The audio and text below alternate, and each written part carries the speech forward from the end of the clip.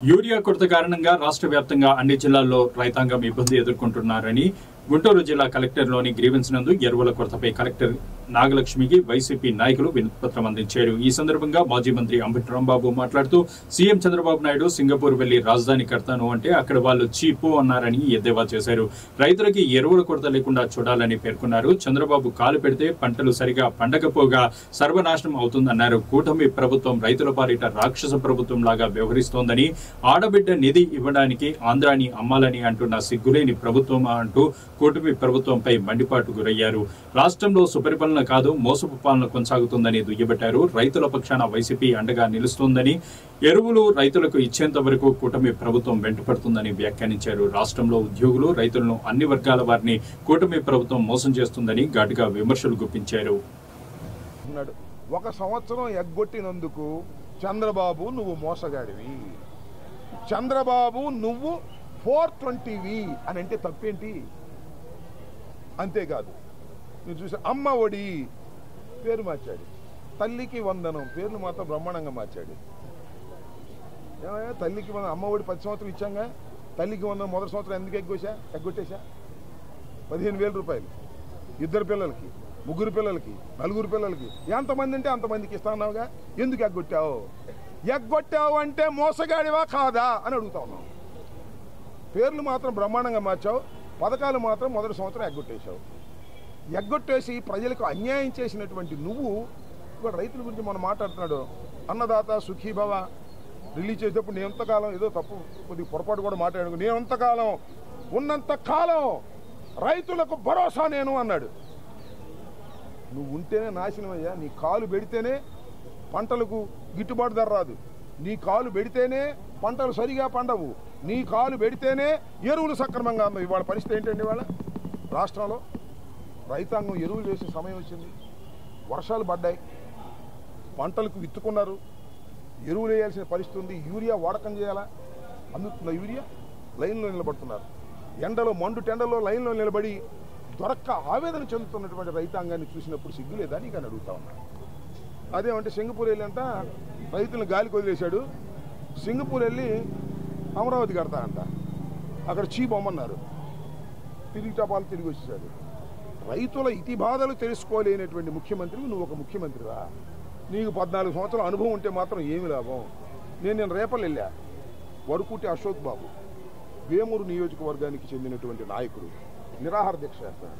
ఏంటో తెలిసే ఇష్యూ, 7 కిలోమీటర్లు బట్టిపోలు నుంచి కనగాల వరకు 7 కిలోమీటర్లు డ్రైన్లో గుర్రపు డెక్క వచ్చేసింది.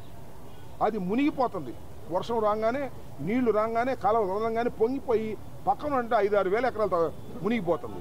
అది బాగు చేయవయ్యా అని చెప్పాడు, బాగు చేస్తానని మొదలెట్టారు. మళ్ళీ పైనుంచి ఆర్డర్ వచ్చింది, వరకుటి అశోక్ బాబు చెప్తే మీరు మొదలెడతారు, తీసేయండి ఆపేయండి అన్నారు, ఆపేశారు. ఏమిటి అన్యాయం?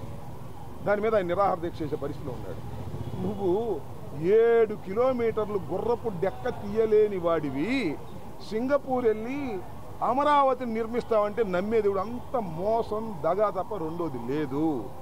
దాన్ని పురస్కరించుకునే రైతులకు జరుగుతున్నటువంటి అన్యాయాన్ని ప్రభుత్వ దృష్టికి తీసుకొచ్చి ప్రభుత్వం మీద ఒత్తిడి తీసుకురావాలనే ఉద్దేశంతో రాష్ట్ర వ్యాప్తంగా పిలుపు మేరకు ఈరోజు మేమందరం పెద్ద నాయకులు గ్రీవెన్స్కి వచ్చాం.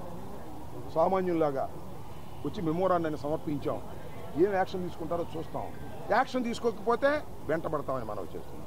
మరొకటి కూడా చెప్తున్నా, సూపర్ 6 అని చంద్రబాబు నాయుడు ప్రకటించిన సూపర్ 6 మొత్తం అమలు చేసేంత వరకు చంద్రబాబు నాయుడు వెంట పడుతూనే ఉంటుంది వైఎస్ఆర్ కాంగ్రెస్ పార్టీ, గుర్తుపెట్టుకోమని మనం చేస్తున్నా. నువ్వు ఎగ్గొట్టిన 2 సంవత్సరాలు కూడా మళ్ళా కక్కిస్తాం ప్రజా ఉద్యమాల ద్వారా. 2 సంవత్సరాలు ఎగ్గొట్టావు, అమ్మఒడి ఎగ్గొట్టావు, అదే తల్లికి వందనం ఎగ్గొట్టావు, రైతు భరోసా, అదే అన్నదాత సుఖీభవ 1 సంవత్సరం ఎగ్గొట్టావు. ఈ 2 సంవత్సరాల బాకీని ప్రజలకి, రైతులకి బస్సు కూడా వీటన్నిటిని ఈ వైఎస్ఆర్ కాంగ్రెస్ పార్టీ చంద్రబాబు వెంట పడుతుంది ప్రజాస్వామ్య పద్ధతుల్లో అనే విషయాన్ని మర్చిపోవద్దని మనం చేస్తున్నా.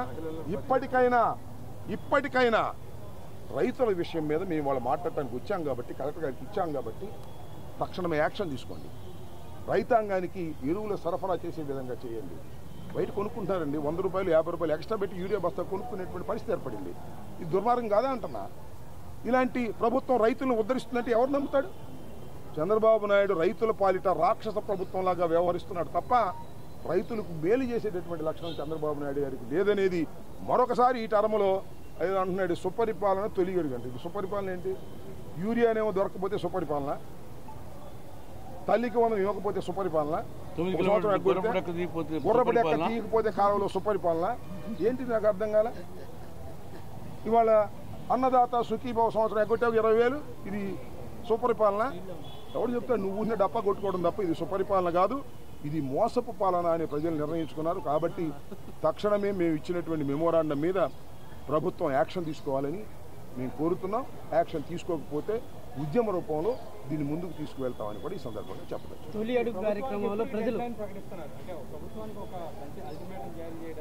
ఇంకా అల్టిమేటం ఏం జారీ చేయలేదు. మేము అల్టిమేటం జారీ చేస్తాం అవసరమైతే. ఇవాళ మెమోరాండం ఇచ్చాము, తర్వాత మళ్ళా ఇది రాష్ట్ర వ్యాపితమైనటువంటి పిలుపు, దానిలో భాగంగా ఇచ్చాము. మళ్ళా దాని మీద మళ్ళా కూర్చొని చర్చించుకొని ఏదో ఈ లోపలే చేసేస్తే మంచిది, చేయకపోతే ఏం చేయాలనేది కూడా మేము తప్పనిసరిగా చేస్తాం. తొలి అడుగు కార్యక్రమంలో ప్రజలు తెలుగుదేశం పార్టీకి ప్రభుత్వానికి హారతులు పడుతుంటే మీరేమో ఏమీ లేదన్నట్టుగా చెప్తున్నారు. ఎందుకు హారతులు పడుతున్నాయి? ఫ్రీ బస్ ఇచ్చారని